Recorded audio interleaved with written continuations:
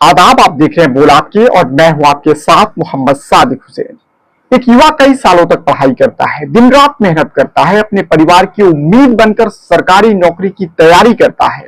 लेकिन जब उसे लगता है कि जिस परीक्षा के भरोसे उसने अपना भविष्य बनाया था, उसी परीक्षा में गड़बड़ी हो गई है, तो उसका गुस्सा कहां जाएगा। आज झारखंड की राजधानी रांची में कुछ ऐसा ही देखने को मिला।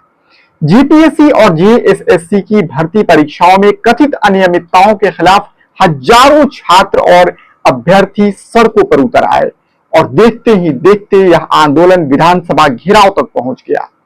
लेकिन इसके बाद जो हुआ उसने पूरे देश का ध्यान रांची की तरफ खींच दिया। छात्र विधानसभा की ओर बढ़ रहे थे। प्रशासन ने पहले से ही सुरक्षा के कड़े इंतजाम कर रखे थे। विधानसभा के आसपास बैरिकेडिंग की गई थी, कटीले तार लगाए गए थे और बड़ी संख्या में पुलिस बल तैनात था। लेकिन प्रदर्शनकारी पीछे हटने को तैयार नहीं थे। जैसे ही कुछ प्रदर्शनकारियों ने बैरिकेड पार करने की कोशिश की, पुलिस और छात्रों के बीच टकराव की स्थिति बन गई। उसके बाद पुलिस ने वाटर कैनन चलाया, आंसू गैस का इस्तेमाल किया और लाठीचार्ज किया। रांची की सड़कों पर अफरा तफरी का माहौल बन गया। छात्रों का आरोप है कि वे लंबे समय से अपनी मांगों को लेकर आंदोलन कर रहे हैं, लेकिन उनकी बातों को गंभीरता से सरकार नहीं सुन रही है। वहीं सरकार का कहना है कि छात्रों की कई मांगों पर पहले ही कार्रवाई की जा चुकी है और सरकार उनकी समस्याओं के समाधान के लिए बातचीत कर रही है। लेकिन आज का आंदोलन सिर्फ बैरिकेड और पुलिस कार्रवाई की कहानी नहीं है।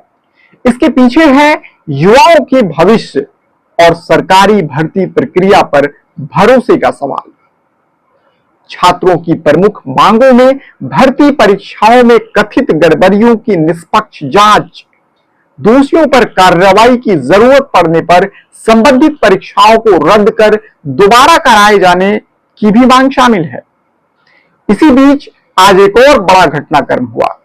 झारखंड सीआईडी ने पूर्व जेपीएससी अध्यक्ष इल खियांगते को गिरफ्तार कर लिया। यह गिरफ्तारी भर्ती परीक्षाओं में कथित अनियमितताओं की जांच के बीच हुई है और इससे मामला और ज्यादा गंभीर हो गया है।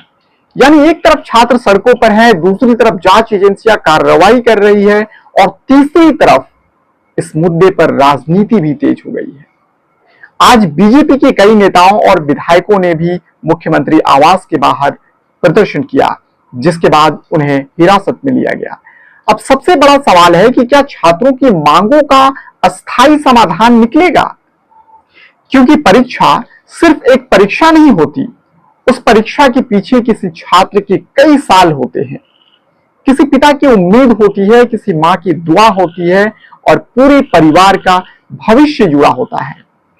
इसलिए सवाल सिर्फ यह नहीं कि आज रांची में पुलिस ने क्या किया, सवाल यह भी है कि आखिर युवाओं को बार बार सड़कों पर उतरने की जरूरत क्यों पड़ रही है।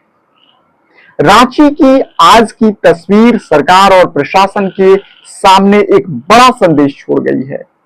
युवाओं को सिर्फ नौकरी नहीं चाहिए, उन्हें ऐसी भर्ती व्यवस्था चाहिए जिस पर वे भरोसा कर सके। अब देखना होगा कि आंदोलन के बाद सरकार और छात्रों के बीच बातचीत से कोई रास्ता निकलता है या यह आंदोलन आने वाले दिनों में और बड़ा रूप लेता है। क्योंकि जब युवा अपने भविष्य के लिए सड़क पर उतरता है तो उसकी आवाज को नजरअंदाज करना किसी भी सरकार के लिए आसान नहीं होता।